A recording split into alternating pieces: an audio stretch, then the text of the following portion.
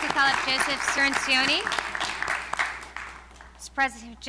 Joe is president of the Ploughshares Fund, a global security foundation. He's the author of the new book, Nuclear Nightmares, Securing the World Before It Is Too Late, Bomb Scare, The History and Future of Nuclear Weapons and Deadly Arsenals, Nuclear, Biological, and Chemical Threats.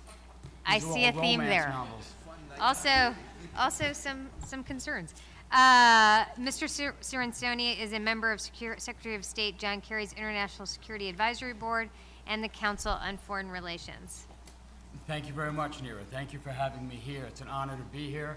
I testify, of course, in my personal capacity and not representing Ploughshares Fund or the International Security Advisory Board or the Washington Echo Chamber, of which I'm apparently a charter member.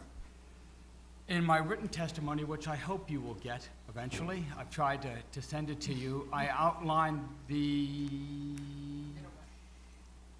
No, it's on. One. I will talk louder. I'll warn you, too, about your time. Joe? Thank you. It's the button that has the Yes, it's on. It's on, okay, fine. Yeah, it's glowing green. Okay. Yeah. Okay, It's thank you back. very much. In my written testimony, I outlined the three classic nuclear threats that our nation faces: stopping nuclear terrorism, stopping new nuclear nations, and reducing and eliminating the threat from the 15,000 nuclear weapons still in the world today. Thanks in great part to the policies that President Obama brought with him into the White House, that one's mine. we have made great progress on reducing all those threats. I was privileged to be part of then Senator Obama's national security team during the campaign of 2007 and 2008 and help craft those policies.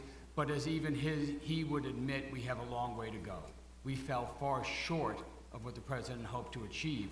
The greatest progress by far was made on the Iran deal, thanks in great part to the work of Wendy Sherman and her team and others at the State Department, the Department of Energy, and of course the White House itself. This country has achieved the greatest national security victory in a generation or more. This deal effectively blocks Iran's pathways to a bomb. It didn't cost us a dime and nobody died. That is almost by definition a nuclear security triumph. There's more to say about all these, and the party has spoken eloquently about this in the 2008 and 2012 party platform, and one of our challenges is to make sure that as we go forward, we do not backtrack from that language, from that goals, but we now face a fourth threat rather, and that is the threat of nuclear bankruptcy. We now have in motion a $1 trillion plan to modernize every single weapon in our arsenal. Principal Deputy Undersecretary of Defense for Policy Brian McEwen said last October, we're looking at that big bow wave and wondering how the heck we're going to pay for it, and probably thanking our stars who won't be here to answer that question. Well, the next president will be there.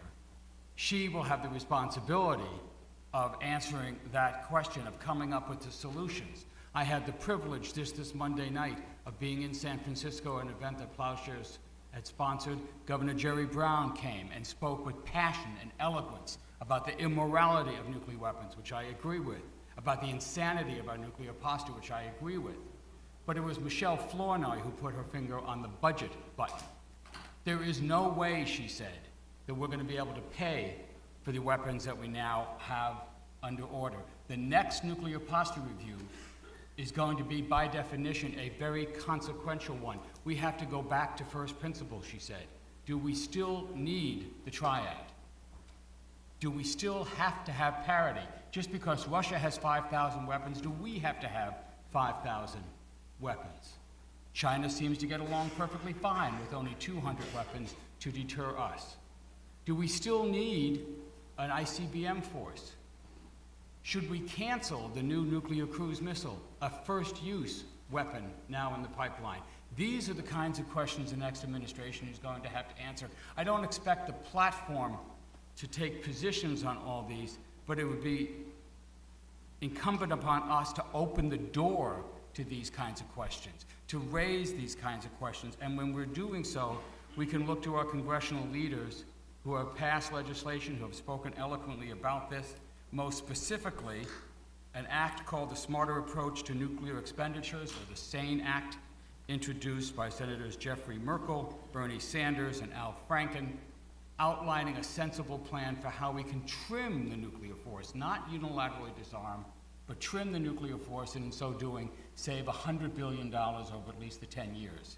If we don't do this, this nuclear excess will rob our warriors of the weapons they need to fight the threats we're fighting in the world today. I encourage the Platform Committee to express its concern about the nuclear budget and to at least open the door to a fresh look at what we need and why we need it. Thank you very much, Ms. Tandon.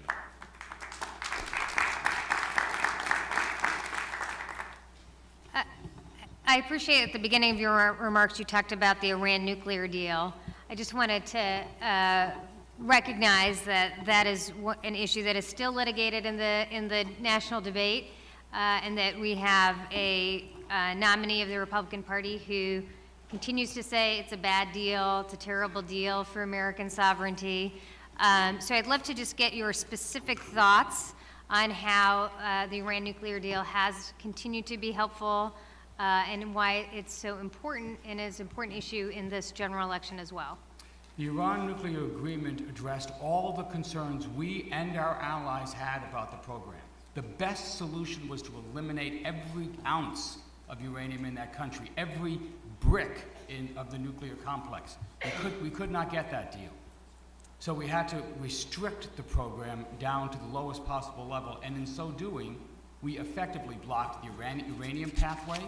They have ripped out 2/3 of their centrifuges. They have shipped their uranium stockpile out of the country except for a token amount. We blocked the plutonium pathway. They ripped the core out of their plutonium reactor, drilled it full of holes, and filled it full of concrete. We blocked the covert pathway to a nuclear weapon by imposing and getting the Iranians to agree to the most stringent inspection regime ever negotiated. If a Republican president had negotiated that deal, they would have already named an airport after him. It is politics, not strategy, that motivates the opposition to that deal. Thank you. Any other questions? Thank you very much. Thank you.